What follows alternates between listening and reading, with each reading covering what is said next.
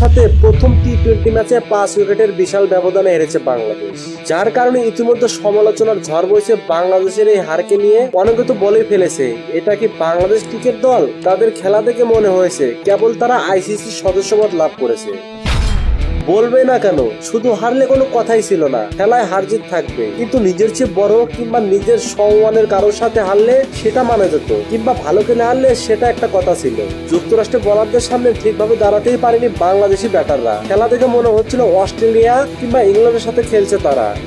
তাহিদ হৃদয় 8 run করলেও তার ব্যাটিংটা ছিল ধীরগতির, অথচ যুক্তরাষ্ট্রের প্লেয়াররা সাবলীল ভাবে ব্যাটিং করে গেছে। দেখে মনে হচ্ছিল পাড়ার কোনো বোলারদের পিটাচ্ছে তারা। কে বলবে যে এরা নাকি বিশ্বমানের বোলার, যাদের বোলিং এর সামনে দাঁড়াতেই ভয় করে বিশ্বের বাঘা বাঘা সব প্লেয়ার, অথচ তাদের বিরুদ্ধে হেসে খেলে জিতলো যুক্তরাষ্ট্র। তাই সমালোচকেরা সোশ্যাল মিডিয়ায় একরকম ধিক্কার দিয়ে বলেছে, বর্তমানে বাংলাদেশের যে অবস্থা তাতে অচিরেই বাংলাদেশ ক্রিকেটের অবস্থা কেনিয়া ক্রিকেটের মতো হবে। মোহাম্মদ নুরে আলম, স্পোর্টস টাইম, ঢাকা।